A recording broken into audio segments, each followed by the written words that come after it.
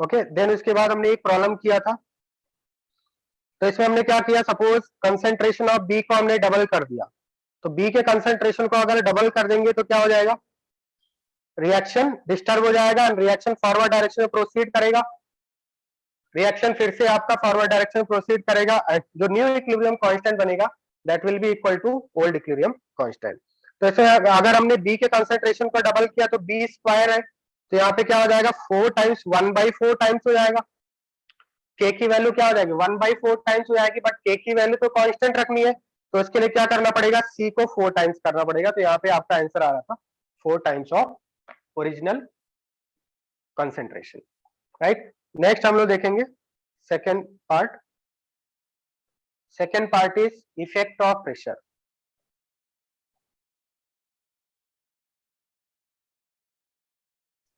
Effect of pressure और volume.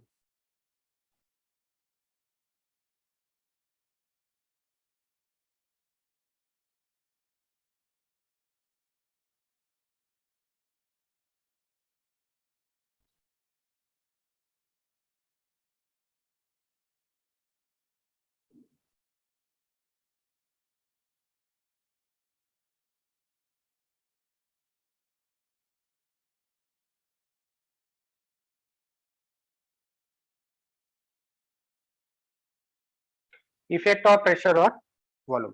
तो suppose हम लोग कोई रिएक्शन लेते हैं और उससे प्रेशर का इफेक्ट देखते हैं, N2 plus 3H2 gives twice of ammonia.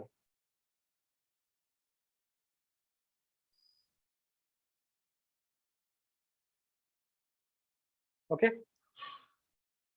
तो इसके लिए क्यूपी की जो वैल्यू होगी, क्यूपी कैसे लिखेंगे, क्यूपी इज इक्वल टू हो जाएगा number of moles of NH3 square upon number of moles of N2 into number of moles of H2 cube multiplied by total pressure upon total moles to the power delta Ng, and delta Ng कितना है इस reaction के लिए, -2 है। तो अगर suppose हमने pressure को इंक्रीज कर दिया, प्रेशर को इंक्रीज करेंगे तो क्या इफेक्ट पड़ेगा, अगर हमने प्रेशर को इंक्रीज किया है तो क्या इफेक्ट पड़ेगा, प्रेशर इंक्रीज किया है, प्रेशर कैसे इंक्रीज करेंगे, सपोज जो भी कंटेनर है आपका, राइट, उसके वॉल्यूम को अगर आपने डिक्रीज कर दिया तो प्रेशर क्या हो जाएगा, इंक्रीज हो जाएगा। शुभम, क्या 2 स्टूडेंट्स है क्या शुभम,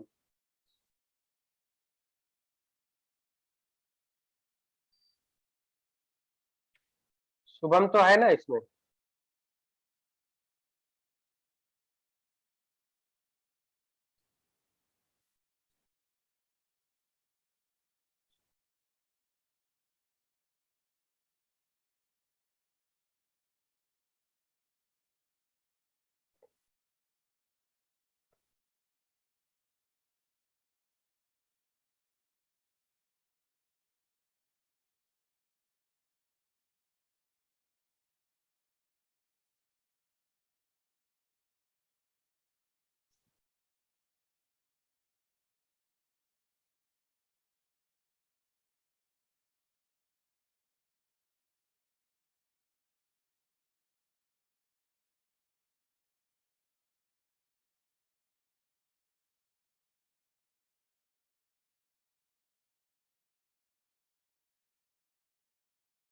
तो सपोज हमने कंटेनर के वॉल्यूम को डिक्रीज कर दिया तो प्रेशर इंक्रीज हो जाएगा, तो अगर हमने प्रेशर को इंक्रीज कर दिया तो रिएक्शन किस तरफ शिफ्ट होगा, रिएक्शन डिस्टर्ब हो जाएगा, रिएक्शन डिस्टर्ब हो जाएगा तो ये आपका फॉरवर्ड या बैकवर्ड में जाएगा, तो अगर प्रेशर को इंक्रीज किया है तो रिएक्शन किधर जाएगा बताइए, फॉरवर्ड और बैकवर्ड, क्वेश्चन है फॉरवर्ड भी जाएगा या फिर बैकवर्ड में जाएगा, रिवर्सिबल रिएक्शन।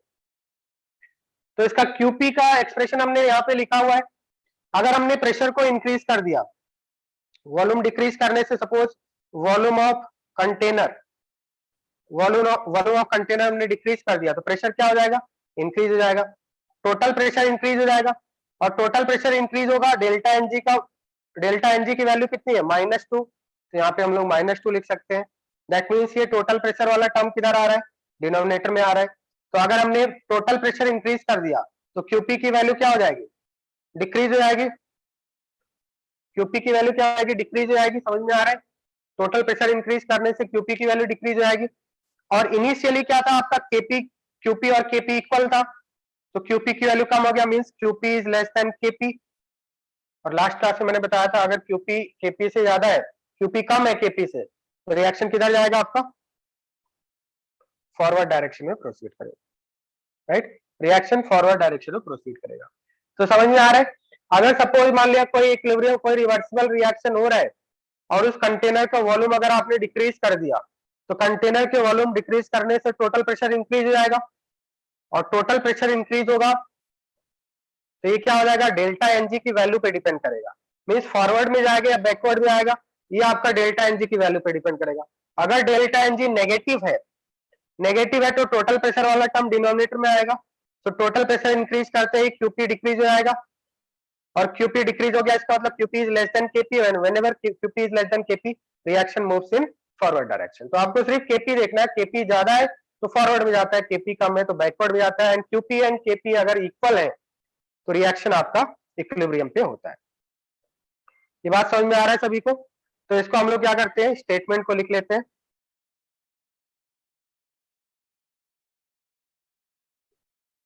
Right statement. तो बेसिकली ये आपका डेल्टा एनजी की वैल्यू पे डिपेंड करेगा। To know the effect of pressure oblique volume,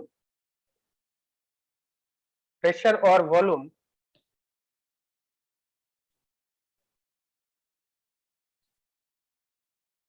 we should know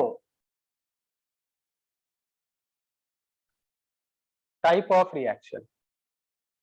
Type of reaction means it basically depends on delta Ng, whether delta Ng is 0 or delta Ng less than 0 or delta Ng greater than 0.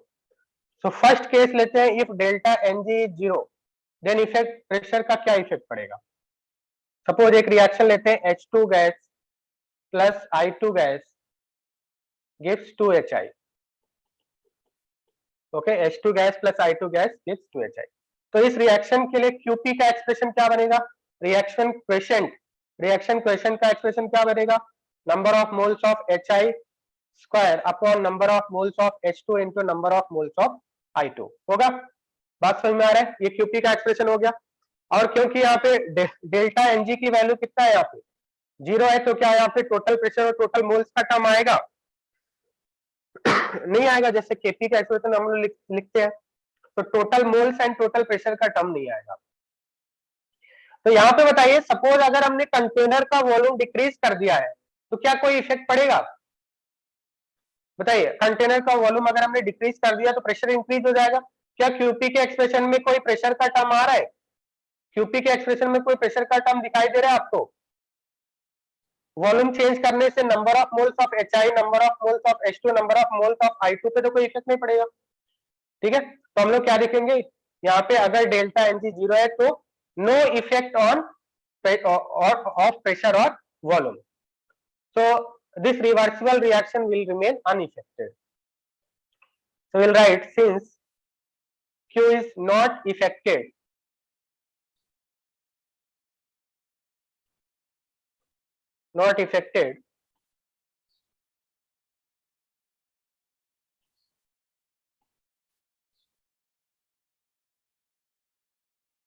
by change of pressure oblique volume, which means equilibrium of the reaction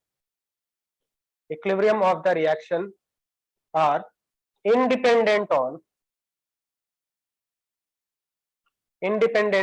pressure oblique volume. So final conclusion is, for delta Ng is equal to 0, no effect on equilibrium constant. अगर आपने volume decrease कर दिया, pressure को total pressure increase हो जाएगा, reaction will again remain at equilibrium, there will be no effect. Is it clear to all of you. But अगर suppose हमने delta Ng less than 0 ले लिया, जैसा अभी थोड़ी देर पहले लिया था, N2 plus 3H2 gas gives twice of ammonia, delta Ng less than 0 ले लिया, तो यहाँ पे QP इज इक्वल टू क्या लिखेंगे, number of moles of ammonia square upon number of moles of N2 into number of moles of H2 cube. Number of moles of N2 into number of moles of H2 cube multiplied by total pressure upon total moles to the power delta Ng, that is -2 हो गया। तो यहाँ पे हम लोग इसको ऐसा लिख सकते हैं into NT upon PT square whole square. So if volume of container is decreased, total pressure will increase, and total pressure increase होगा तो QP will decrease, और QP is less than KP, so reaction will move in forward direction. Reaction will move in forward direction. अब इसको हम लोग ऐसा भी समझ सकते हैं, देखो सेकेंड ट्रिक ऐसा है कि सपोज मान लिया N2 plus 3H2 gives twice of ammonia है, तो ये तो आपको अंडरस्टैंडिंग के लिए मैंने बता दिया, बट एग्जाम में किस तरह से हम लोग इसको सॉल्व करेंगे इस टाइप की प्रॉब्लम को, आपको बोलेगा कि प्रेशर इंक्रीज कर दिया या वॉल्यूम ऑफ कंटेनर डिक्रीज कर दिया तो रिएक्शन किस तरफ मूव करेगा, तो एग्जाम में किस तरह से सॉल्व करेंगे। अगर आपने प्रेशर को इंक्रीज कर दिया, जैसा मैंने लास्ट क्लास में बताया था, जो भी हम लोग वर्क करते हैं इक्विलिब्रियम क्या करता है, उसको अपोज करता है, ठीक है, क्योंकि equilibrium state is the most stable state. तो अगर हमने कोई डिस्टर्बेंस किया है तो उसको क्या करेगा, वो अपोज करेगा। तो अगर सपोज हमने वॉल्यूम ऑफ कंटेनर को डिक्रीज किया है, वॉल्यूम ऑफ कंटेनर को हमने क्या किया है, डिक्रीज किया है, तो प्रेशर क्या हो जाएगा, इंक्रीज हो जाएगा। प्रेशर इंक्रीज हो जाएगा तो इक्विलिब्रियम क्या चाहेगा, इसको अपोज करना, मतलब प्रेशर को डिक्रीज करना चाहेगा। और प्रेशर डिक्रीज कब होगा, जब आपका लेस नंबर ऑफ मोल्स की तरफ शिफ्ट होगा। तो reaction will shift towards less number of moles, towards that side which contain less number of moles, क्योंकि हमें पता है moles is directly proportional to pressure, more the number of moles more will pressure. तो pressure कम करने के लिए less number of moles की तरफ शिफ्ट होगा। बताइए लेस नंबर ऑफ मोल्स किधर है, प्रोडक्ट में टोटल 4 मोल्स है, सॉरी रिएक्टर में टोटल 4 मोल्स है, प्रोडक्ट में टोटल 2 मोल्स है, लेस नंबर ऑफ मोल्स किधर है आपके, forward direction, reaction forward direction में मूव करे। बात समझ में आ गया, क्लियर है, is it clear to all of you, chat में बताओ जल्दी से। अगर आपसे यहाँ पे पूछा है कि delta Ng less than 0 type of reaction, वो आपके बेस्ट सुटेबल कब होंगे, बेस्ट सुटेबल कब होंगे, लो प्रेशर पे या हाई प्रेशर पे। जैसे अगर हमने ये तो हमने वॉल्यूम ऑफ कंटेनर को कर दिया, डिक्रीज कर दिया, अगर हमने जिस कंटेनर में रिएक्शन हो रहा है उस कंटेनर का वॉल्यूम अगर इंक्रीज कर दे, वॉल्यूम इंक्रीज कर दे, जैसे मान लिया सपोज पिस्टन फिटेड सिलेंडर के अंदर ये रिएक्शन हो रहा है और हमने क्या कर दिया, जो ऑलरेडी स्टैब्लिश्ड इक्विलिब्रियम था, हमने क्या कर दिया, पिस्टन को ऊपर ले गए तो वॉल्यूम ऑफ कंटेनर क्या हो गया, इंक्रीज हो गया। तो अगर वॉल्यूम ऑफ कंटेनर इंक्रीज हो जाएगा तो प्रेशर क्या हो जाएगा, डिक्रीज हो जाएगा, since temperature is constant, temperature is constant, number of moles is constant, तो वॉल्यूम ऑफ कंटेनर इंक्रीज करने से प्रेशर डिक्रीज हो जाएगा। तो फिर रिएक्शन किधर शिफ्ट करेगा, प्रेशर डिक्रीज हो गया तो इसको अपोज करेगा, मतलब प्रेशर इंक्रीज करने की कोशिश करेगा। और प्रेशर इंक्रीज कब होगा, when reaction will shift towards more number of moles, reaction will shift towards more number of moles, more number of moles किधर है बताइए, इस पर्टिकुलर रिएक्शन में N2 प्लस H2 वाले में reactant side, right. so reaction will move towards backward direction, is it clear। तो अगर आपसे पूछा है कि delta Ng less than 0 type of reaction are suitable at low temperature और हाई टेम्परेचर, तो आपका आंसर क्या होगा बताइए, they are suitable at low temperature और high temperature,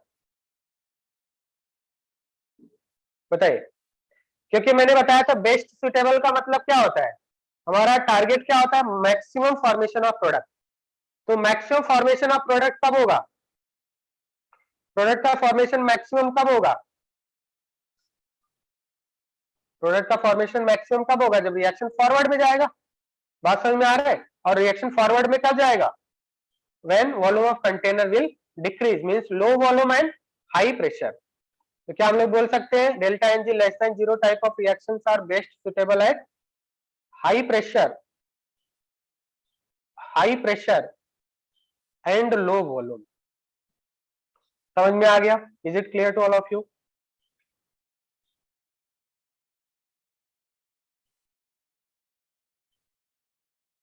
okay, next C देखेंगे। C is delta NG greater than zero. Suppose delta NG greater than zero है।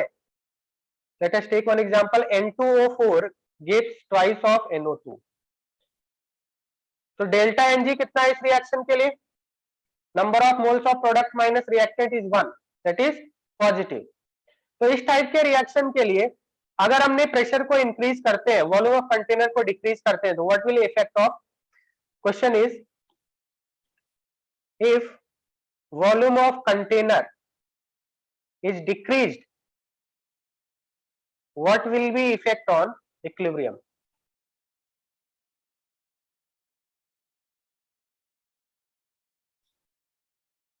What will be effect on equilibrium? Whether it will move in forward direction or backward direction? बताइए,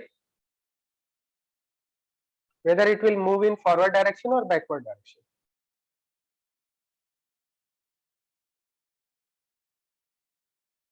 students voice आ रही है मेरी properly सभी को? Voice आ रही है मेरी सभी को? Are you getting my voice properly all of you?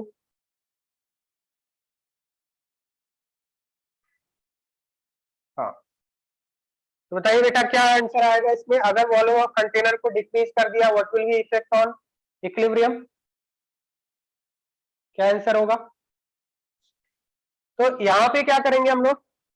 Volume of container को अगर आपने डिक्रीज किया, दैट मींस प्रेशर क्या हो जाएगा? इंक्रीज हो जाएगा। और प्रेशर इंक्रीज हो जाएगा तो इसको अपोज करेगा, मींस प्रेशर को डिक्रीज करने की कोशिश करेगा। इक्विलिब्रियम क्या करेगा? इसको अपोज करेगा, प्रेशर डिक्रीज करने की कोशिश करेगा। और प्रेशर डिक्रीज कब होगा? When reaction will shift towards less number of moles. Number of moles कम होंगे तो प्रेशर कम होगा, less number of moles. Okay, तो प्रेशर को क्या किया आपने? प्रेशर डिक्रीज करेंगे, प्रेशर डिक्रीज करना चाहेगा means less number of moles, that is backward direction. तो reaction will shift in backward direction. अब इसको एक्सप्लेनेशन भी कर सकते हैं। इसका एक्सप्लेनेशन देखिए किस तरह से होगा। अगर हम क्यूपी की बात करें, इस रिएक्शन का क्यूपी लिखे, रिएक्शन क्वेश्चन, तो रिएक्शन क्वेश्चन कैसे लिखेंगे आप? Number of moles of NO2 square upon number of moles of N2O4, right? Number of moles of NO2 upon number of moles of N2O4 into total pressure upon total moles to the power delta Ng, that is 1। अब अगर आपने volume of container को decrease किया है तो pressure क्या होगा? Increase होगा। प्रेशर, ये टोटल प्रेशर इंक्रीज होगा, और टोटल प्रेशर इंक्रीज होगा तो क्यूपी इंक्रीज होगा। दैट मींस पहले क्या था? क्यूपी और केपी इक्वल था, अभी क्या हो जाएगा? डिस्टर्ब करने के बाद क्या हो जाएगा? Qp will be greater than Kp. और जब केपी कम होता है तो रिएक्शन किधर जाता है? बैकवर्ड डायरेक्शन में प्रोसीड करता है, right?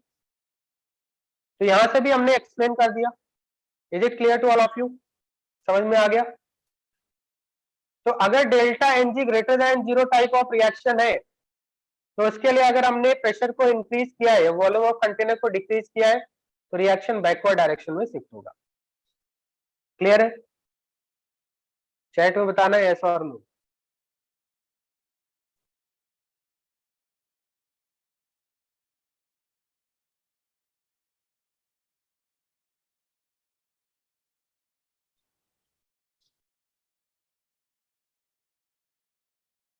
Okay, now take one example. तो सबसे पहले तो यहाँ पे हम लोग एक स्टेटमेंट लिख सकते हैं। अगर आपसे पूछा है कि delta Ng greater than zero type of reaction are best suitable at low pressure और हाई प्रेशर, तो आंसर क्या होगा? जैसे लास्ट प्रीवियस हमने केस में देखा, delta Ng less than zero, same उसी तरह से अगर delta Ng greater than zero के बारे में अगर पूछा है तो they are best suitable at low pressure और हाई प्रेशर। तो हमारा टारगेट है प्रोडक्ट मैक्सिमम फॉर्मेशन हो। प्रोडक्ट मैक्सिमम फॉर्मेशन कब होगा? जो रिएक्शन फॉरवर्ड डायरेक्शन में जाएगा। फॉरवर्ड में कब जाएगा? Delta Ng greater than zero type of reaction. Forward में कब जाएगा? जब प्रेशर ज्यादा हो या प्रेशर कम हो? प्रेशर को इंक्रीज करना है या प्रेशर को डिक्रीज करना है? प्रेशर को डिक्रीज करना पड़ेगा उसके लिए। ठीक है, क्योंकि अगर प्रेशर इंक्रीज कर रहा है तो बैकवर्ड में जा रहा है, तो हमें प्रेशर क्या करना पड़ेगा, इंक्रीज करना पड़ेगा। Okay, so we can write here note delta Ng greater than 0 type of reactions are best suitable at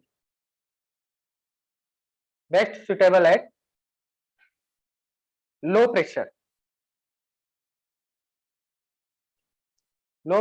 or you can say that high volume, low pressure or high volume.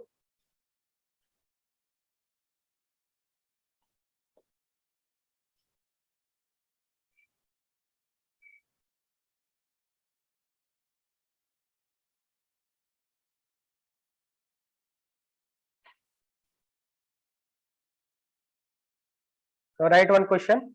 N2O4 gas gives twice of NO2 gas.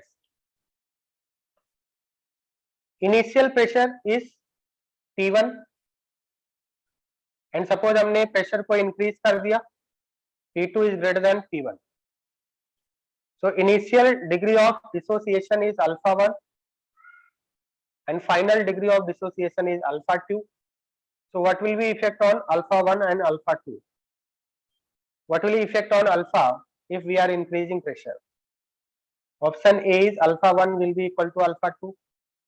Option B is alpha 1 is greater than alpha 2, that means alpha will decrease. C is alpha will increase. And option D is cannot determine. Option D is cannot determine. That means हम लोग क्या कर रहे हैं, जो भी आपका reaction है, डेल्टा एनजी कितना है इस रिएक्शन का, इस रिएक्शन के लिए डेल्टा एनजी क्या है, 1 है, पॉजिटिव है डेल्टा एनजी। तो अगर हमने प्रेशर को इंक्रीज किया है, प्रेशर इंक्रीज किया है तो रिएक्शन किस तरफ शिफ्ट होगा, पहले तो ये डिसाइड करेंगे रिएक्शन किस तरफ शिफ्ट होगा, देन उसके बेसिस पे हम लोग अल्फा डिसाइड करेंगे कि अल्फा आपका डिक्रीज होगा या इंक्रीज होगा, degree of dissociation, DOD is degree of dissociation. So if you are increasing pressure that means volume of container को अगर आपने डिक्रीज किया है तो प्रेशर इंक्रीज होगा, तो अल्फा पे क्या इफेक्ट पड़ेगा, क्या आंसर आएगा,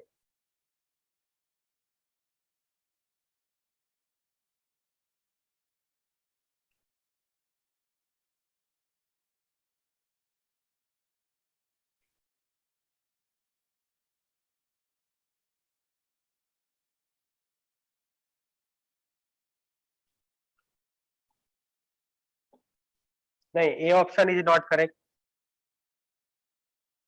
A option is not correct.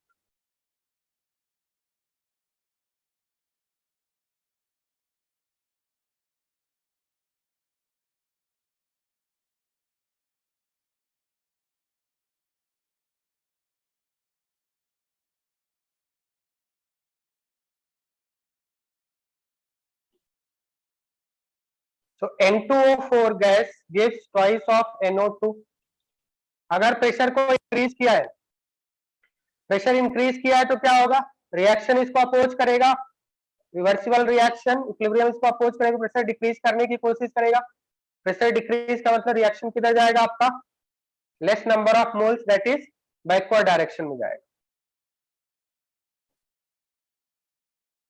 Backward direction जाएगा। अगर रिएक्शन बैकवर्ड डायरेक्शन में जा रहा है तो बैकवर्ड डायरेक्शन में जाने से क्या होता है, एसोसिएशन स्टार्ट हो जाएगा। जैसे मान लिया सपोज N2O4 अगर फॉरवर्ड डायरेक्शन में जाएगा तो मोर एंड मोर डिसोसिएशन होगा, जितना ज्यादा फॉरवर्ड डायरेक्शन में रिएक्शन जाएगा उतना ही ज्यादा डिसोसिएशन होगा N2O4 का।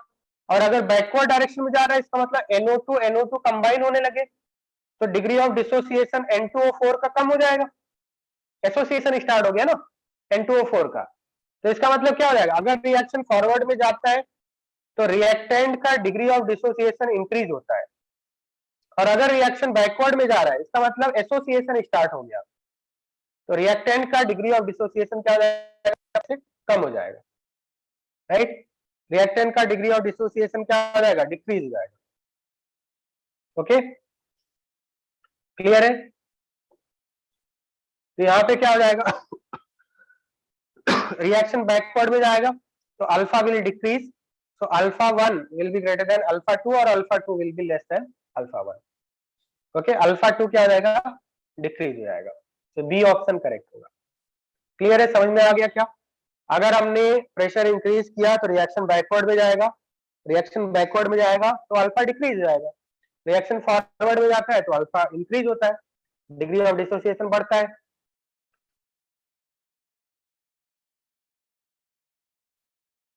समझ में आ गया? क्लियर है क्या? Okay, now write one question. N2O4 gas gives twice of NO2. Degree of dissociation. Degree of dissociation at 2 atm pressure is half. Calculate the pressure at which its degree of dissociation will be 3/4.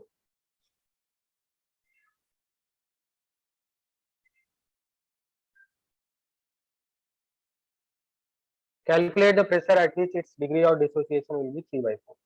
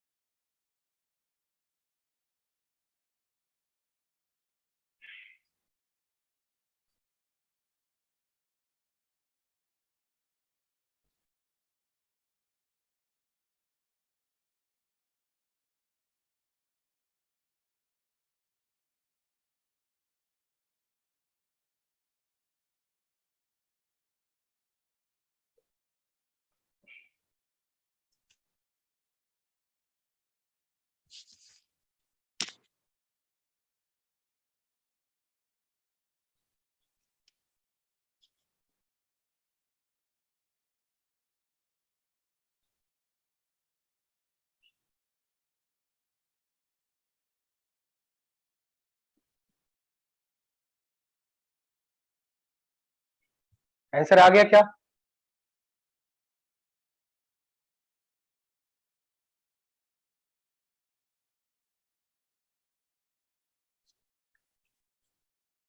So reaction है N2O4 gives twice of NO2.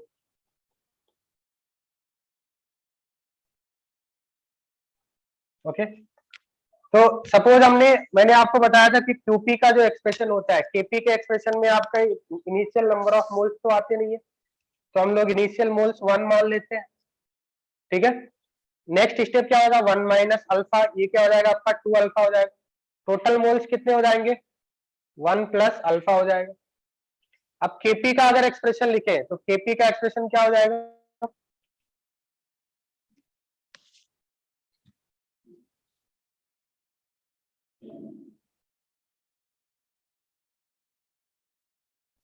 KP का expression क्या हो जाएगा इसमें, 2 alpha square upon 1 minus alpha, right. और delta N G कितना है इसका, into total pressure upon total mole site equilibrium is 1 plus alpha, square कितना हो जाएगा, पावर 1 हो जाएगा। ठीक है, इसको सॉल्व करेंगे तो हो जाएगा 4 alpha square upon this is 1 plus alpha 1 minus alpha 1 minus alpha square KP into total pressure. ठीक है, अब सपोज मान लिया हमने क्या किया है कि degree of dissociation at 2 atm बोल रहा है, degree of dissociation at 2 atm pressure is half, calculate pressure at which degree of dissociation will be 3/4। तो मुझे बताया कि अगर इसमें हमने प्रेशर वगैरह को चेंज किया है तो क्या केपी की वैल्यू चेंज होगी, KP will always remain constant. बात समझ में आ रहा है, अल्फा चेंज हो सकता है बट केपी की वैल्यू चेंज होगी क्या, केपी तो कांस्टेंट रहेगा। तो यही कॉन्सेप्ट हमें यूज करना है यहाँ पे, केपी की वैल्यू जो होगा वो कांस्टेंट रहेगा। तो सपोज इनिशियली आपका क्या था, अल्फा 1 था, तो 4 alpha 1 square upon 1 minus alpha 1 square into initial pressure suppose P1 था, इनिशियल प्रेशर कितना है 2 atm है, this will be equal to 4 alpha 2 square divided by 1 minus alpha 2 square into P2, that is first equilibrium जो है और second equilibrium का जो equilibrium constant है वो हमें क्या करना है, इक्वल करना है। अब यहाँ पे फर्स्ट इक्विलिब्रियम इनिशियली कितना था अल्फा, इनिशियली अल्फा हाफ था according to question, and pressure कितना है 2 atm है, तो रहेगा 4 into half square into 2 atm divided by 1 minus half square, this will be equal to 4 into alpha 2, alpha 2 हमें find out करना है। ठीक है, सॉरी अल्फा 2 आपको गिवन है 3/4, प्रेशर फाइंड आउट करना है, तो ये रहेगा 3/4 square into P2 divided by 1 minus 3/4 whole square. तो यहां से आप P2 की वैल्यू फाइंड आउट कर सकते हैं, राइट। तो इस इक्वेशन में आपका एक ही वेरिएबल आ रहा है P2, तो solve this you can find P2। तो कॉन्सेप्ट ये है कि अगर आपने प्रेशर को इंक्रीज किया या डिक्रीज किया है, equilibrium constant value will remain constant. समझ में आ गया सभी को?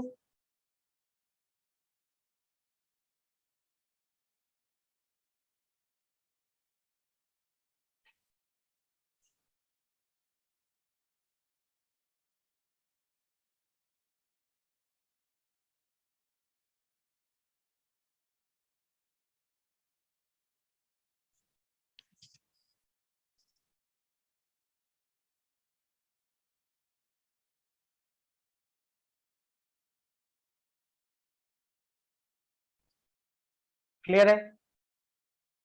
ओके, नेक्स्ट लिखिए effect of addition of inert material.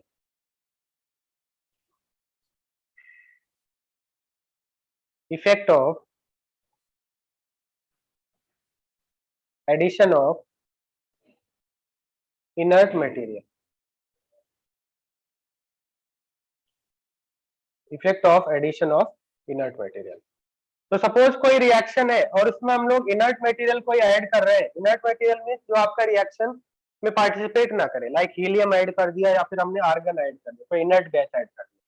तो इनर्ट गैस ऐड करने से क्या इफेक्ट पड़ेगा, क्या इनर्ट गैस ऐड करने से इक्विलिब्रियम शिफ्ट होगा फॉरवर्ड या बैकवर्ड? बेसिकली इनर्ट मटेरियल क्या होता है, which do not participate in reaction. जैसे सपोज हमने रिएक्शन लिया N2O4 gives twice of NO2, ये आपका किसी कंटेनर के अंदर रिएक्शन हो रहा है, और सपोज हमने ऑलरेडी स्टैब्लिश्ड इक्विलिब्रियम था, हमने कंटेनर ओपन करके इसमें हीलियम गैस ऐड कर दिया, कोई इनर्ट मटेरियल ऐड कर दिया। तो इनर्ट मटेरियल ऐड करने से रिएक्शन किस तरफ मूव करेगा, फॉरवर्ड और बैकवर्ड, इसके बारे में हमें यहाँ पे डिस्कस करना है। तो बेसिकली इसके टू केसेस बनेंगे, eight constant pressure and eight constant volume. तो दोनों का हमें क्या करना है, 1 बाय 1 करके डिस्कस करना है। तो फर्स्ट हम लोग यहाँ पे लिख लेते हैं कि इनर्ट मटेरियल क्या होता है। Any material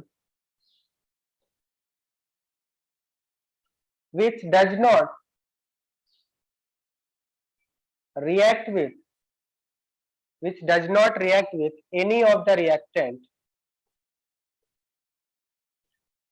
reactant or product, this is called is inert material, right?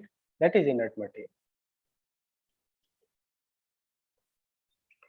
So अगर हमने inert material ऐड करते हैं और addition of inert material what will happen, on addition of inert material total number of moles increase होंगे, on addition of inert material total number of moles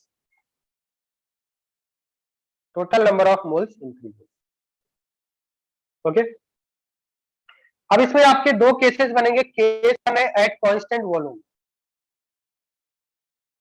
eight constant volume. Suppose constant volume पे हमने inert gas add किया है। Okay, reaction ले लेते हैं। Reaction is N2 plus 3H2 gives twice of ammonia. ये आपकी रिएक्शन है। ओके, और सपोज ये कंटेनर था, कंटेनर के अंदर आपका N2H2 एंड अमोनिया, ये ऑलरेडी आपका इक्विलिब्रियम पे है। ठीक है, अब ऑलरेडी स्टैब्लिश्ड इक्विलिब्रियम हमने क्या किया, कंटेनर ओपन किया और इसमें हमने क्या कर दिया, आर्गन गैस ऐड कर दिया। सपोज आर्गन ऐड कर दिया, आर्गन इज एडेड।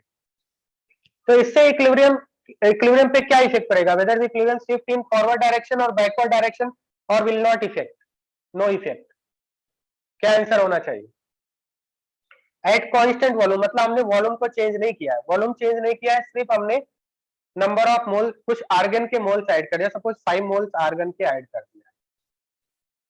तो can you tell me what will be the effect of addition of inert material, whether the reaction proceed in forward direction or backward direction or no effect? Constant volume पे हमने inert material add किया है, तो क्या effect होगा। तो इसके लिए क्या करेंगे, सबसे पहले तो क्यूपी का एक्सप्रेशन लिख लेते हैं। क्यूपी का एक्सप्रेशन क्या आएगा, number of moles of ammonia square upon number of moles of N2 into number of moles of H2 cube, right, into total pressure upon total moles at equilibrium. Delta N G कितना हो जाएगा, -2, right, 2 - 4 that is -2, this is delta N G. तो इसको हम लोग क्या लिख सकते हैं, number of moles of ammonia square upon number of moles of N2 into number of moles of H2 cube into, इसको रिवर्स कर लेते हैं, total moles upon total pressure to the power 2, power कितना हो जाएगा 2। This is Q P. Now initially क्या था, initially reaction was at equilibrium, तो इसका मतलब क्या था, क्यूपी और केपी दोनों इक्वल थे, रिएक्शन इक्विलिब्रियम पे था, इसका मतलब क्या है, क्यूपी और केपी इक्विलिब्रियम पे। अब अगर हमने कांस्टेंट वॉल्यूम पे आर्गन ऐड कर दिया, तो आर्गन ऐड करने से क्या हो जाएगा, total number of moles at equilibrium increase होगा, क्योंकि सपोज मान लिया इक्विलिब्रियम पे इनिशियल जो इक्विलिब्रियम 1 था, इक्विलिब्रियम 1 पे ये 5 मोल्स थे और ये 2 मोल्स थे और ये आपका 3 मोल्स है, लेट्स अस कंसीडर दैट ये आपका 3 मोल्स था। तो अगर हमने आर्गन ऐड कर दिया तो टोटल मोल्स इंक्रीज होंगे या नहीं। क्या इक्विलिब्रियम पे अगर हमने इक्विलिब्रियम पे सपोज आर्गन ऐड कर दिया, तो क्या number of moles of ammonia पे कोई इफेक्ट पड़ेगा, क्या आर्गन अमोनिया से रिएक्ट करने वाला है, नो। क्या number of moles of N2 पे इफेक्ट पड़ेगा, no. Number of moles of H2 पे इफेक्ट पड़ेगा, नो, क्योंकि आर्गन इनर्ट गैस है, तो ये ना ही N2 से रिएक्ट करेगा, ना ही H2 से रिएक्ट करेगा और ना ही अमोनिया से रिएक्ट करेगा। तो बेसिकली ये तो आपका कांस्टेंट रहेगा, ये तो कांस्टेंट रहेगा। इफेक्ट किस पे आएगा, टोटल मोल्स पे इफेक्ट आएगा। जैसे आपका टोटल मोल्स पहले कितना था, 5 + 2 + 3 10 था। अब अगर आर्गन 5 मोल्स ऐड कर दिया तो कितना हो जाएगा, क्या टोटल मोल्स इंक्रीज होगा या नहीं, बताइए। रिएक्ट नहीं कर रहा है, that is another thing, but total moles तो बढ़ेगा ना। 5 मोल्स आर्गन ऐड कर दिया तो कितना हो जाएगा, 10 से 15 हो जाएगा, तो इसका मतलब टोटल मोल्स इंक्रीज हो रहा है। अब क्योंकि अगर वॉल्यूम कांस्टेंट है, यहाँ पे बोल रहा था कि वॉल्यूम कांस्टेंट है, तो क्या कोई इफेक्ट पड़ेगा क्यूपी पे, बताइए। हमें पता है कि इफ वॉल्यूम इज कांस्टेंट और टेम्परेचर भी कांस्टेंट है, that is understood, temperature constant है, और वॉल्यूम और टेम्परेचर जब कांस्टेंट होते हैं तो नंबर ऑफ मोल्स इंक्रीज करने से प्रेशर भी इंक्रीज होता है सेम रेशियो में। Number of moles is directly proportional to pressure, do you agree with this.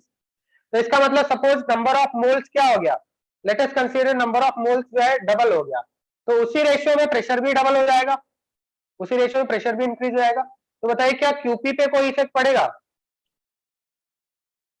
QP पे कोई इफेक्ट पड़ेगा कांस्टेंट वॉल्यूम पे, अगर आपने इनर्ट गैस ऐड किया है। अगर कांस्टेंट वॉल्यूम पे इनर्ट गैस ऐड किया है तो क्यूपी पे कोई भी इफेक्ट नहीं पड़ेगा, Q P will remain unchanged, means equilibrium आपका शिफ्ट होगा फॉरवर्ड या बैकवर्ड में? No, equilibrium will remain, there will be no effect on equilibrium. क्या ये बात समझ में आ गया?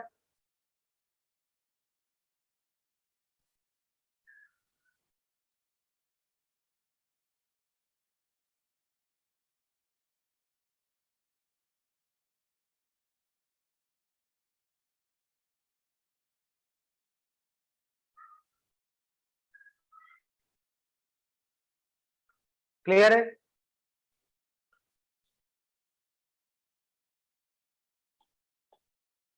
मैंने क्या बोला कि सपोज हमने कोई पर्टिकुलर इक्विलिब्रियम है और इसमें हमने क्या किया, कांस्टेंट वॉल्यूम पे इनर्ट गैस ऐड कर रहे हैं, तो इनर्ट गैस ऐड करने से इक्विलिब्रियम पे क्या इफेक्ट पड़ेगा ये हम लोग देख रहे थे। तो अगर कांस्टेंट वॉल्यूम पे हमने इनर्ट गैस ऐड किया है तो इनर्ट गैस ऐड करने से total number of moles increase हो जाते हैं। इनर्ट गैस किसी भी रिएक्टेंट या प्रोडक्ट से रिएक्ट तो नहीं करता है, so this will remain constant but total number of moles increase। और क्योंकि वॉल्यूम कांस्टेंट है तो जिस रेशियो में मोल्स इंक्रीज होंगे उसी रेशियो में प्रेशर भी इंक्रीज हो जाता है।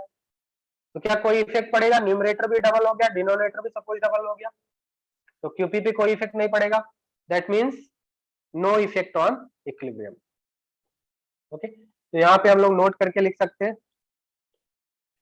By adding inert gas at constant volume, inert gas at constant volume, there will be no effect on equilibrium, there will be no effect on equilibrium।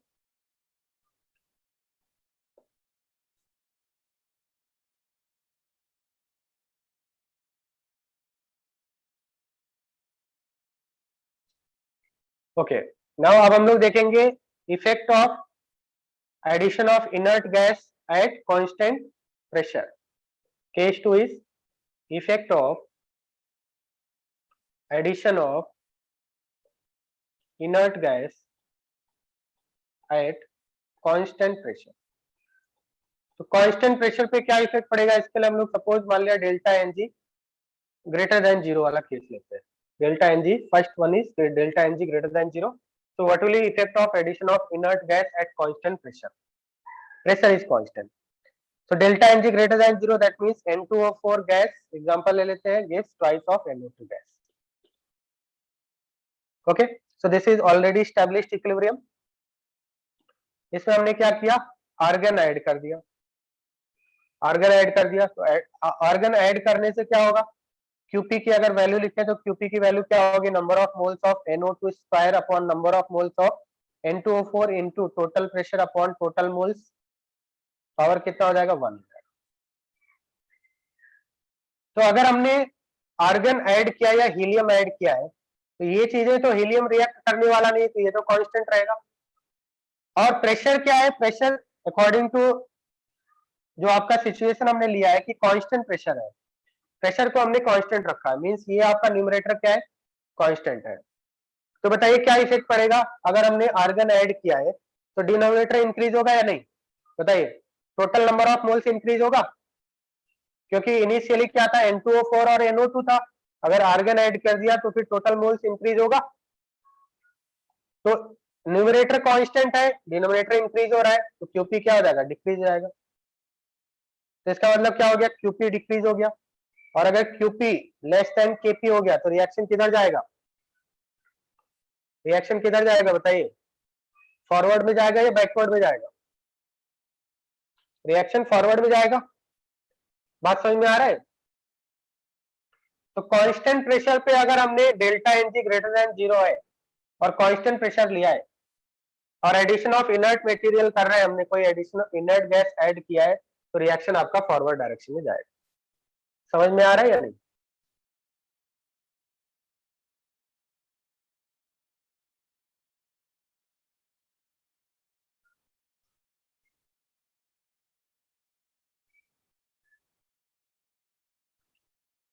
तो reaction किधर चला जाएगा आपका, फॉरवर्ड डायरेक्शन में चला जाएगा। सेकेंड, अगर सपोज मान लिया हमने ऐसा रिएक्शन ले लेते हैं,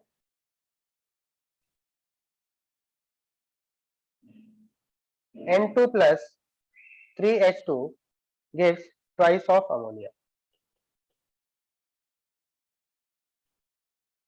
This is already established equilibrium.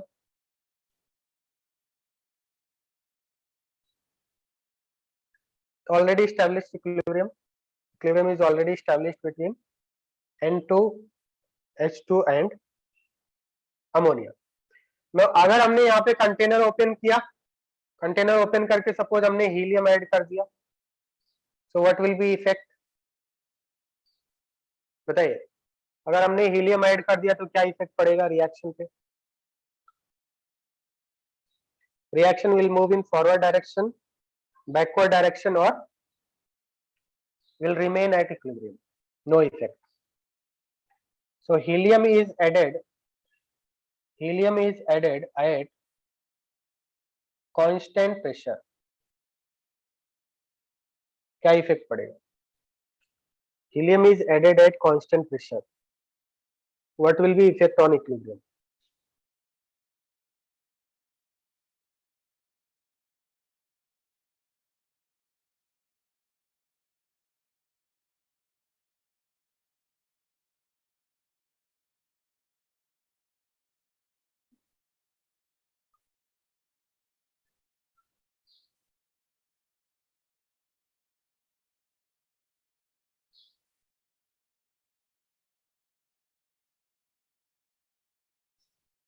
Helium is added at constant pressure. What will effect on equilibrium?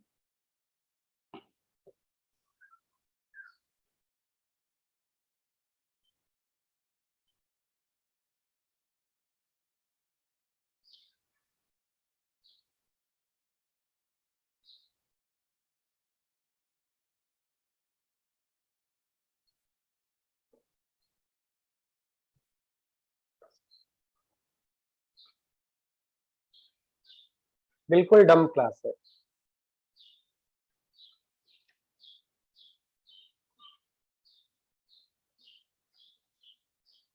कुछ भी समझ में नहीं आता है. इससे घटिया बैच मैंने अभी तक नहीं देखा. बी फेज जैसा.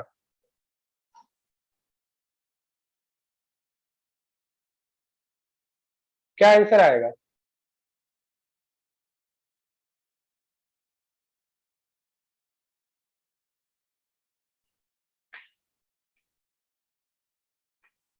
Helium is added at constant pressure. What will be effect on equilibrium? Already मैंने 2 बार आपको बता दिया.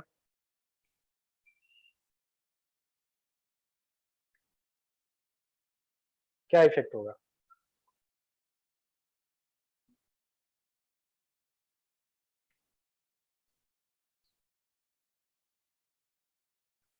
तो क्यूपी का एक्सप्रेशन क्या लिखेंगे? क्यूपी का एक्सप्रेशन हो जाएगा number of moles of ammonia square upon number of moles of N2 into number of moles of H2 cube. Total pressure upon total moles और हो जाएगा -2. इसको रिवर्स करके लिख सकते हैं NT upon PT power 2.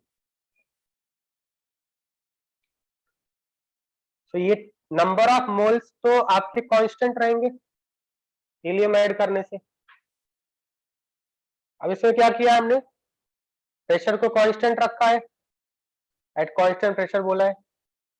Total number of moles increase हो जाएंगे, क्यूपी इंक्रीज हो जाएगा.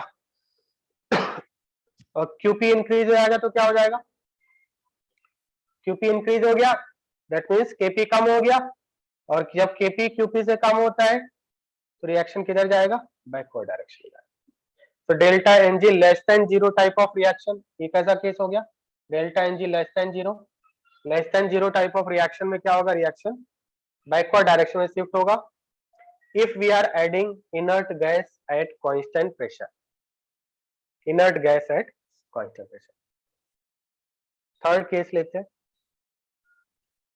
सपोज इस तरह से रिएक्शन है H2 plus I2 gives 2HI.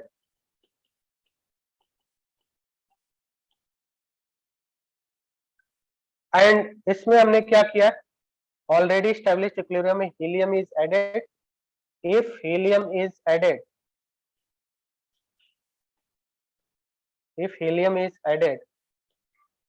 at constant pressure, what will be effect on equilibrium?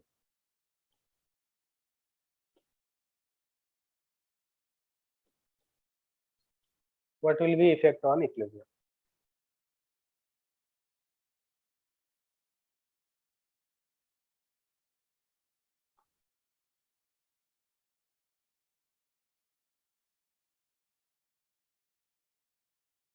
Helium is added at constant pressure, what will be effect on equilibrium?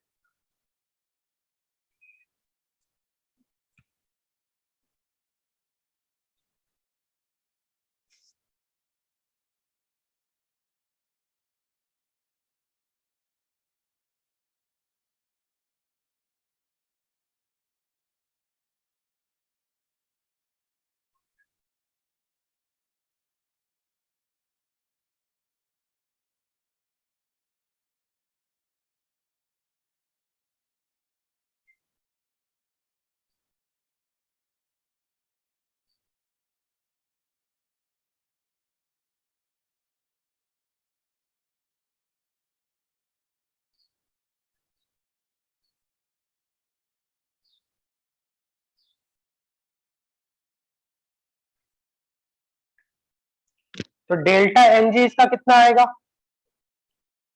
Delta N G हो जाएगा 0। QP का expression क्या बनेगा? Number of moles of HI square upon number of moles of H2 into number of moles of I2। क्योंकि delta N G 0 है तो total pressure and total moles वाले term आएंगे नहीं, पावर 0 करने से 1 हो जाएगा। एंड ये तो आपका इफेक्ट होगा नहीं, इनर्ट गैस ऐड करने से नंबर ऑफ मोल्स पे कोई इफेक्ट पड़ता नहीं, क्योंकि इनर्ट गैस क्या होगा? इनर्ट गैस ऐड करने से रिएक्ट तो करेगा नहीं।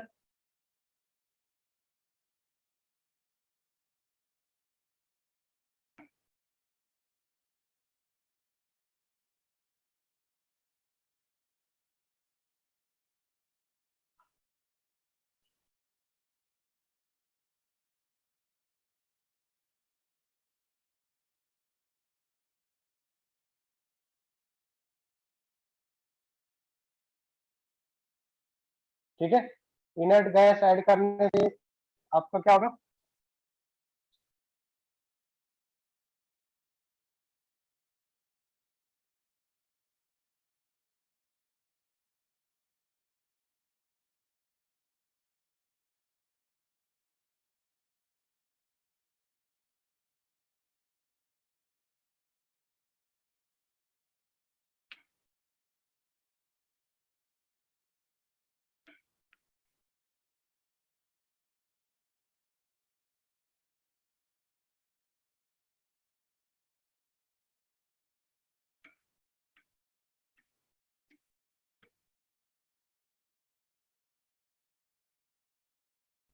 कांस्टेंट रहेगा। तो नंबर ऑफ मोल्स क्या हो गया? कांस्टेंट। और नंबर ऑफ मोल्स अगर कांस्टेंट है तो यहाँ पे क्या होगा? टोटल प्रेशर वाली टर्म आ नहीं रहा है, क्या हो जाएगा? Answer will be no effect.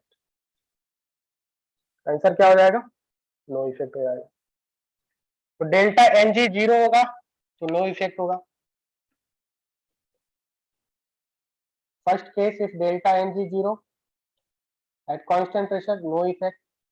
Delta N G less than 0, delta N G less than 0 था तो किधर जाएगा? बैकवर्ड डायरेक्शन जाएगा। और थर्ड पॉइंट क्या लिखेंगे? डेल्टा एनजी ग्रेटर देन 0 है तो फॉरवर्ड डायरेक्शन जाएगा। ठीक है, लास्ट टॉपिक देखते हैं केमिकल इक्विलिब्रियम का, simultaneous equilibrium.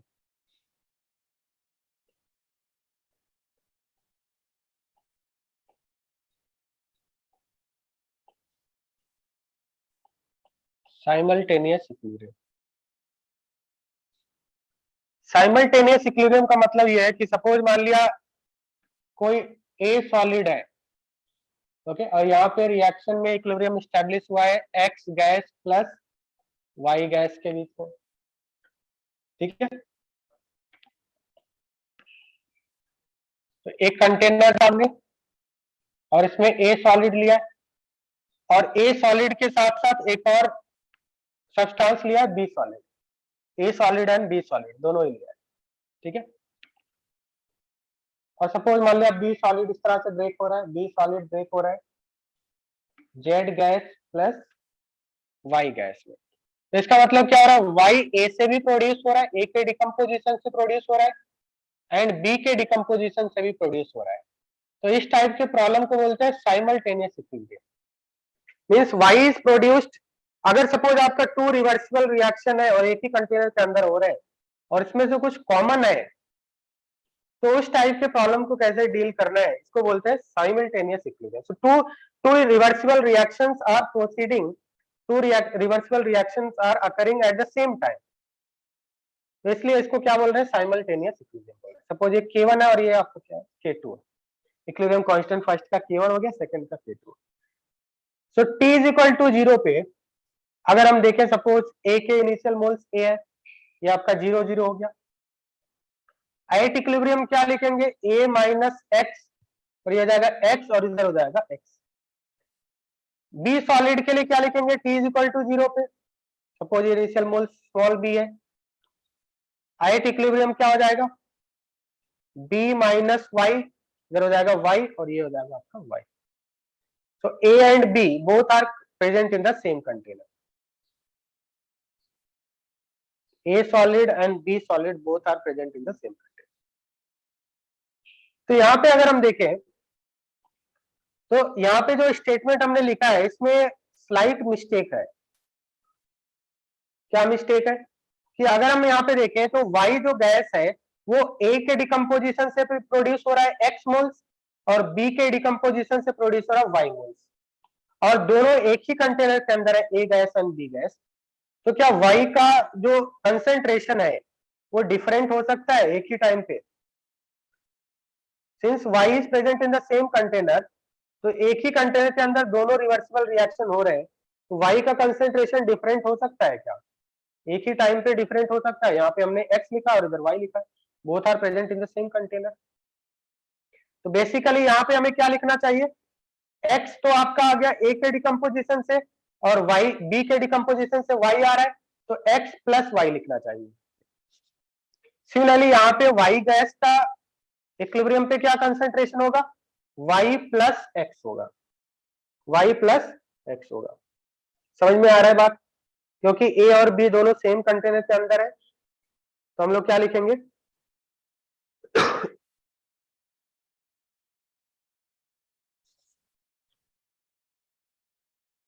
X plus Y लिखेंगे।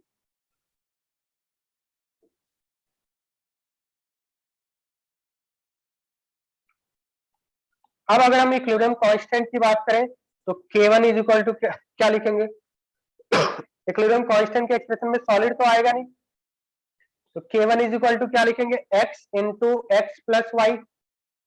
Similarly K2 is equal to क्या लिखेंगे, y into Y plus x.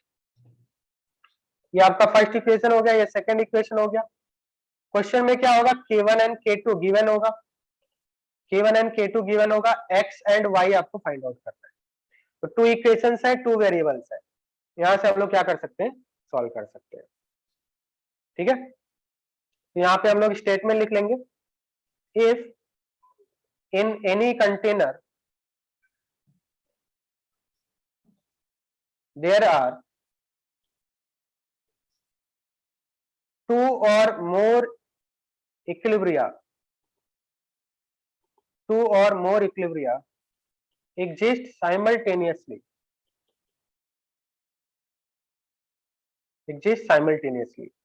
so two equilibrium reactions occur at same time। तो हम लोग क्या करेंगे, यहाँ पे x मोल्स A के डिकम्पोजिशन से बना और y मोल्स B के डिकम्पोजिशन से बना, तो बेसिकली हमें x प्लस वाई लिखना चाहिए। तो ये हमें चेंजेस करने पड़ेंगे, यहाँ पे x प्लस वाई लिखना है। तो एक एग्जांपल लेते हैं, क्वेश्चन है 102 gram of solid ammonium bisulfide is taken in 2-liter flask at 57 degrees Celsius following two equilibrium exist simultaneously.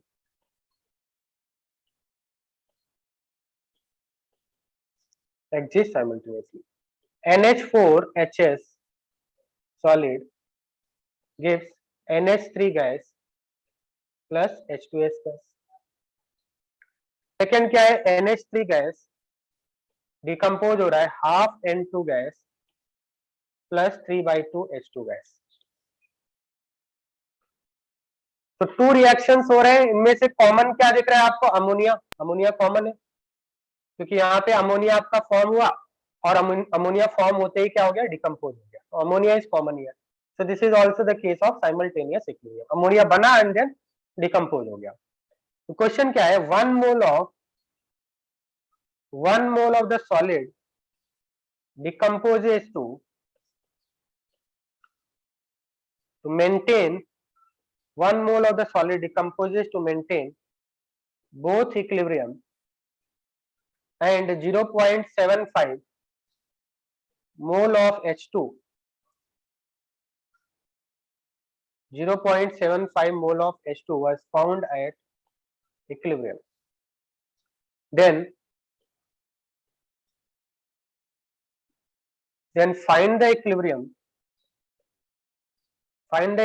concentration of all the species. Find the equilibrium concentration of all the species and Kc for both the reactions. Find the equilibrium concentration of all the species and Kc for both the reactions.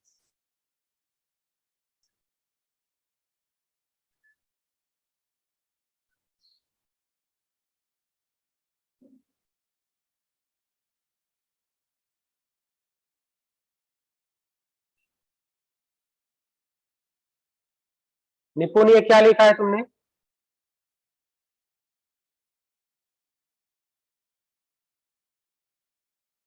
क्या लिखा chat में? निपुण Sahu, chat में क्या लिखा है तुमने?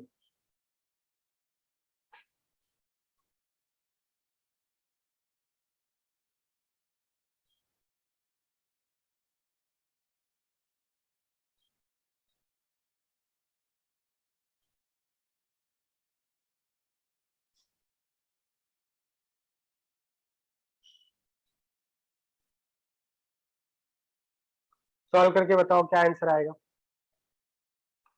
तो equilibrium concentration of all species and KC निकालना है आपको, केसी की वैल्यू निकालना है।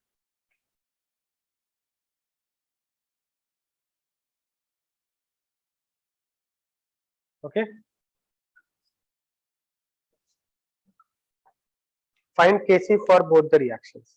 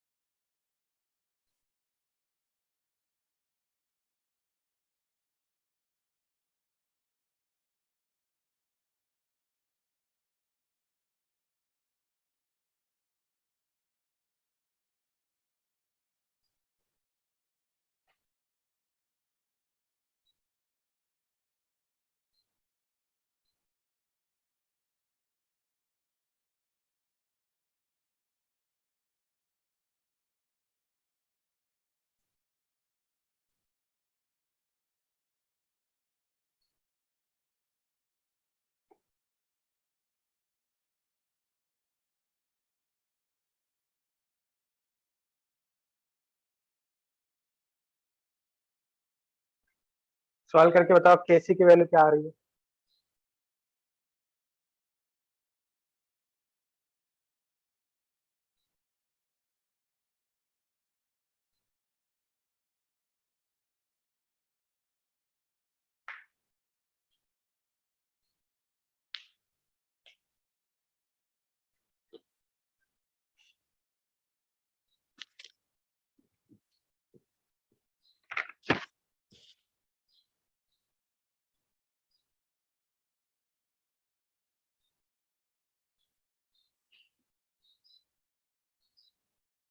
एक क्वेश्चन दिया है सॉल्व करने के लिए, क्वेश्चन दिया है सॉल्व करने के लिए, क्वेश्चन सॉल्व करो।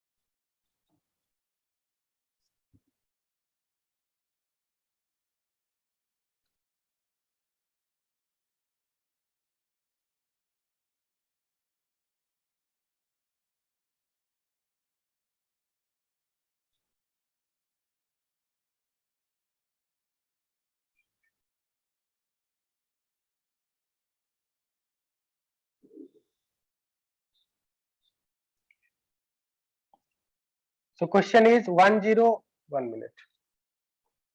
कनेक्ट करते हैं।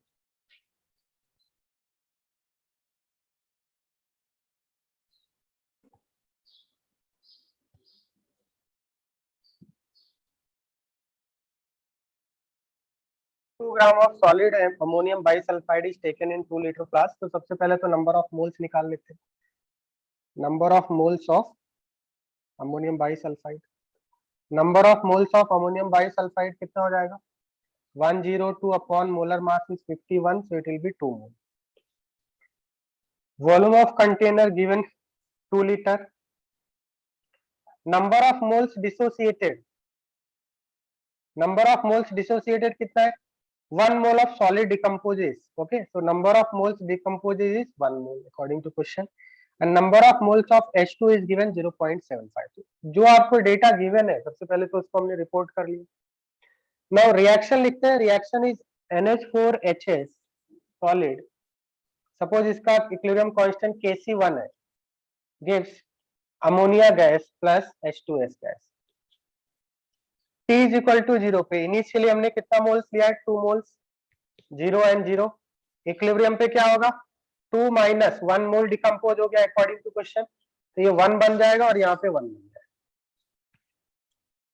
अब यहाँ पे अगर हम देखें तो अमोनिया प्रोड्यूस हुआ एंड साइमल्टेनियसली क्या हो गया? ब्रेक हो गया अमोनिया।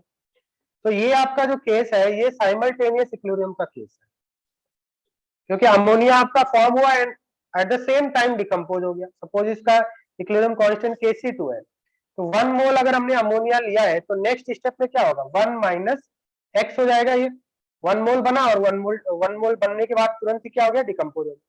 सपोज ये x/2 यहाँ पे फॉर्म हुआ और यहाँ पे क्या हो गया? 3/2x। अब यहाँ पे जो बात ध्यान रखना है, इंपॉर्टेंट बात ये है कि ये जो आपका रिएक्शन हो रहा है ये एक ही कंटेनर के अंदर हो रहा है, मतलब आपका अमोनियम बाइसल्फाइड से अमोनिया बना एंड साइमल्टेनियसली डिकम्पोज हो गया। तो क्या अमोनिया का कंसंट्रेशन डिफरेंट हो सकता है? एक ही टाइम पे डिफरेंट कंसंट्रेशन नहीं हो सकता है। हम लोग क्या लिखेंगे, इक्विलिब्रियम पे अमोनिया का कंसंट्रेशन यहाँ पे भी 1 माइनस एक्स ही लिखना है आपको, ये चेंजेस करना है आपको, ठीक है। तो यहाँ पे 1 माइनस एक्स लिखना है क्योंकि 1 मोल्स बना एंड देन अगेन साइमल्टेनियसली क्या हो गया, डिकम्पोज हो गया। यहाँ पे 1 माइनस एक्स रखना है आपको, ठीक है। तो Kc1 का एक्सप्रेशन क्या बनेगा, Kc1 इज इक्वल टू लिखेंगे कंसंट्रेशन ऑफ अमोनिया, सॉलिड आएगा नहीं, into concentration of H2S। Concentration of ammonia, ammonia का कंसंट्रेशन कितना हो जाएगा, तो इसको हम लोग फाइंड, सबसे पहले तो x फाइंड आउट करना होगा। तो according to question number of moles of H2 0.75 given है, तो हम लोग क्या लिख सकते हैं, 3/2 x की वैल्यू कितनी दी हुई है 0.75, 0.75 को 3/4 लिख सकते हैं, ये कितना हो जाएगा, x की वैल्यू कितनी आ जाएगी, हाफ आ गई। तो x की वैल्यू हाफ आ गया और x फाइंड आउट करते ही हमें क्या मिल जाएगा, मोल्स मिल जाएगा, और मोल्स को वॉल्यूम से डिवाइड कर देंगे तो कंसंट्रेशन आ जाएगा। तो number of moles of x की वैल्यू हाफ आ गया, तो number of moles of N2 at equilibrium, number of moles of N2 at equilibrium ये कितना हो जाएगा, x/2 है, दैट इज 1/4 हो गया। सो कंसंट्रेशन ऑफ N2 कितना हो जाएगा, number of moles of N2 upon volume, that is 1/4 upon volume is 2 litre, ये कितना हो जाएगा 1/8 आ गया। तो number of moles of N2 आ गया 1/8। Similarly number of concentration of H2 निकालेंगे, तो कंसंट्रेशन ऑफ H2 कितना हो जाएगा, H2 के मोल्स है 3/2 x, x is 1/2 divided by volume, तो ये कितना हो जाएगा 3/4 डिवाइडेड बाय वॉल्यूम इज 2, 3/8 हो गया। Concentration of H2 is 3/8। Similarly concentration of ammonia, ammonia का कंसंट्रेशन कितना हो जाएगा, अमोनिया के मोल्स है 1 minus x divided by volume, volume is 2 litre, ये आपका हो जाएगा 1/4। सिमिलरली कंसंट्रेशन ऑफ H2S निकाल के बताइए कितना आएगा, कंसंट्रेशन ऑफ H2S क्या आंसर आएगा,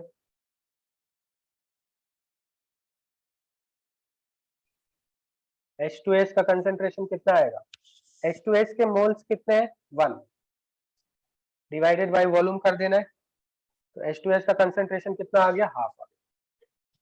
तो कंसंट्रेशन मिल गया, अब हमें क्या करना है, Kc निकालना है। तो Kc2 इज इक्वल टू क्या हो जाएगा, N2 to the power 1/2 H2 to the power 3/2 divided by concentration of ammonia, concentration of N2 H2 and ammonia already हमने फाइंड आउट कर लिया है, ये हो गया 1/8 का power half into H2 is 3/8 to the power 3/2 divided by ammonia is 1/4, so this is how you can calculate Kc2, okay.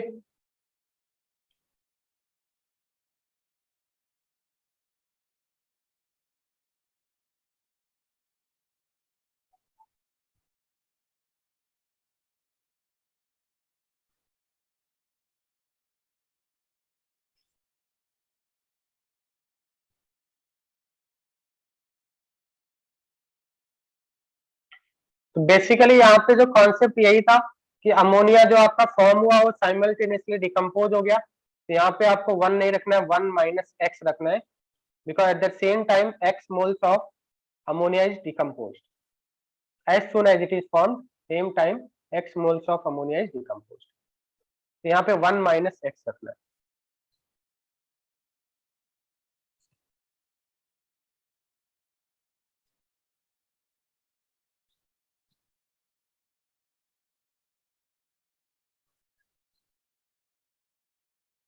Write one more question.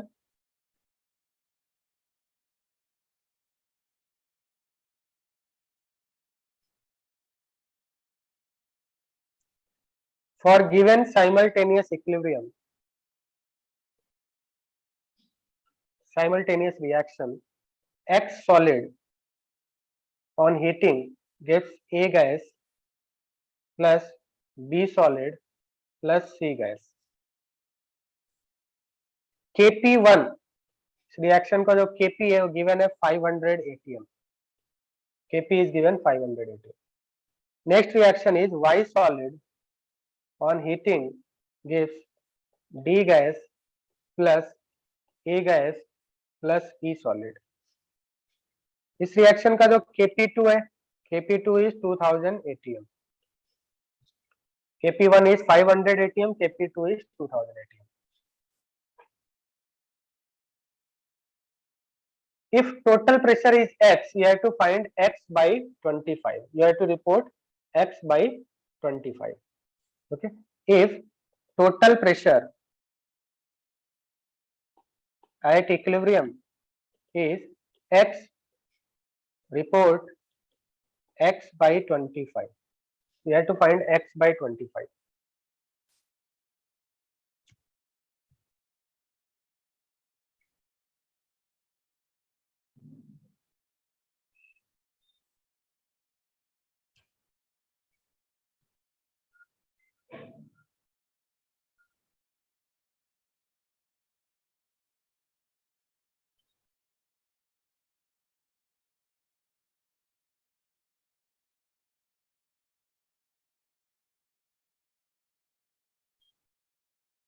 तो simultaneous equilibrium इसलिए बोल रहे हैं क्योंकि यहाँ पे क्या हो रहा है, ए एक्स सॉलिड के डिकम्पोज होने से भी बन रहा है और ए जो आपका वाई सॉलिड के डिकम्पोज होने से भी बन रहा है, and both X and Y are present in the same container.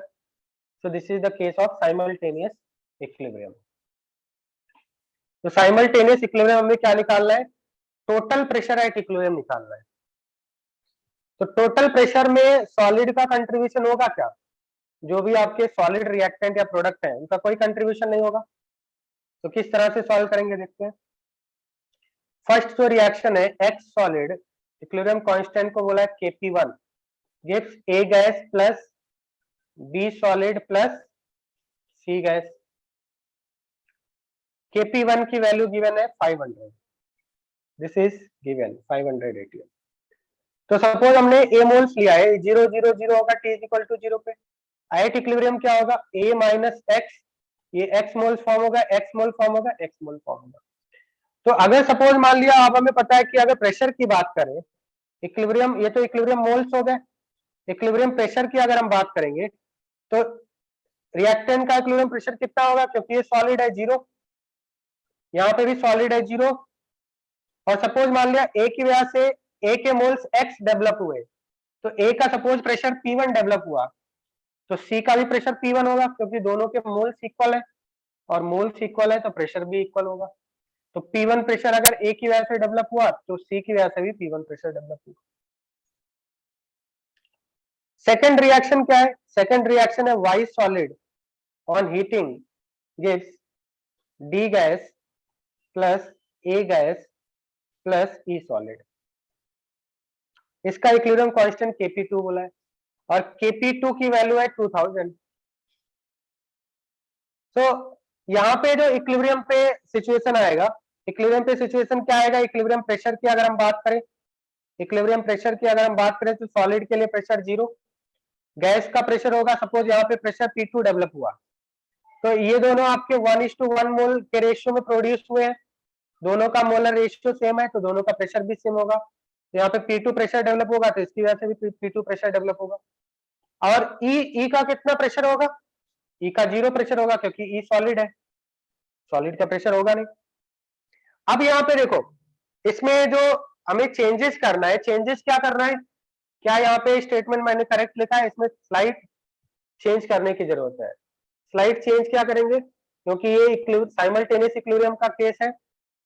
तो सपोज मान लिया ए के, अगर ए के टर्म से बात करें तो suppose x moles x solid से प्रोड्यूस हुआ और वाई मोल सपोज वाई सॉलिड से प्रोड्यूस हुआ, तो ए के टोटल मोल्स कितने होंगे इक्विलिब्रियम पे, both are present in the same container X and Y, तो ए के टोटल मोल्स कितने होंगे, एक्स प्लस वाई लिखना चाहिए.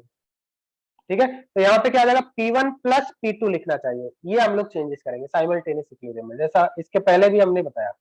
बार बार ये बता रहा हूं कि अगर साइमल्टेनियस इक्विलिब्रियम है तो एक्स मोल्स आपके एक्स के डिकम्पोज होने से बने और सपोज वाई मोल्स वाई के डिकम्पोज होने से बने, तो यहाँ पे टोटल मोल्स आएंगे X plus Y,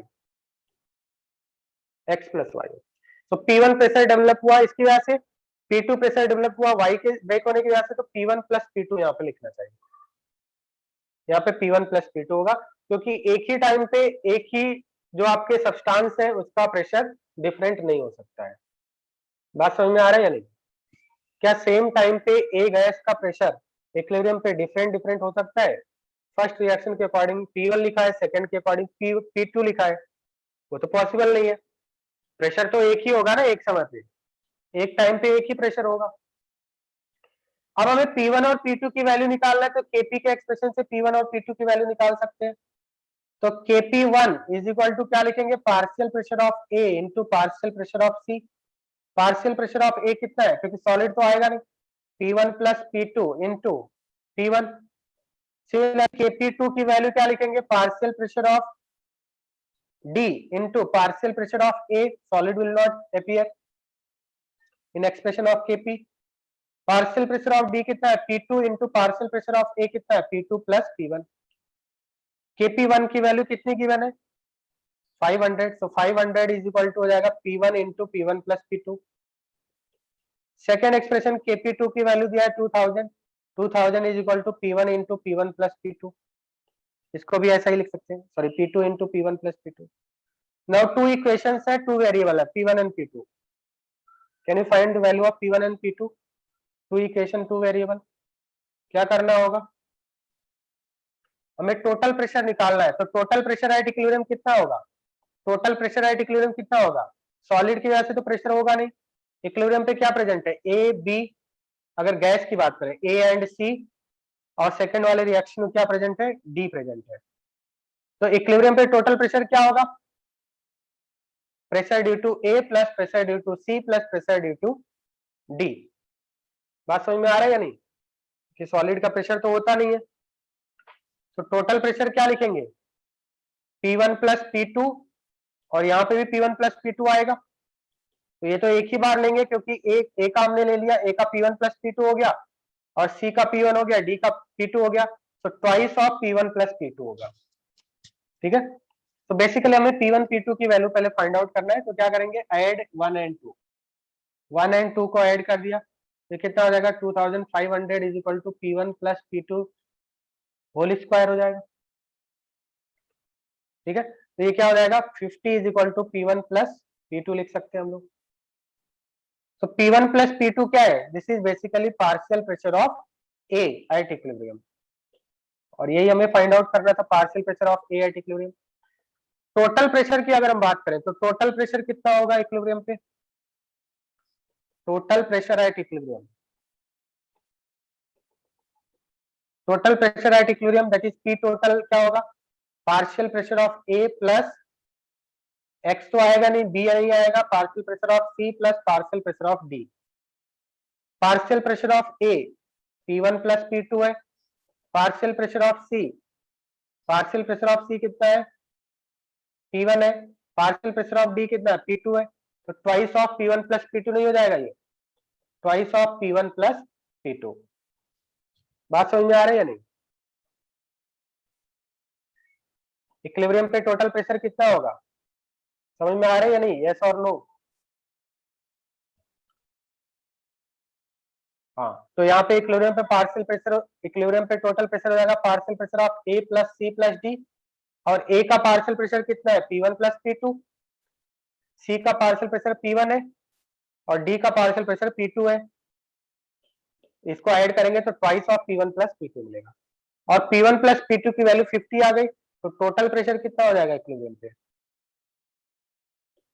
total pressure at equilibrium that is partial pressure of A plus partial pressure of C plus partial pressure of D which is twice of P1 plus P2, तो हो जाएगा 2 into 50 that is 100 ATM।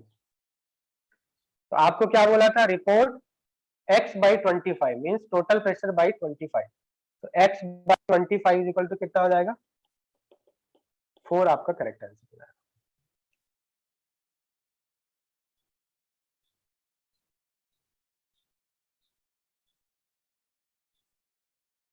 Check it once, समझ में आ रहा है सभी को?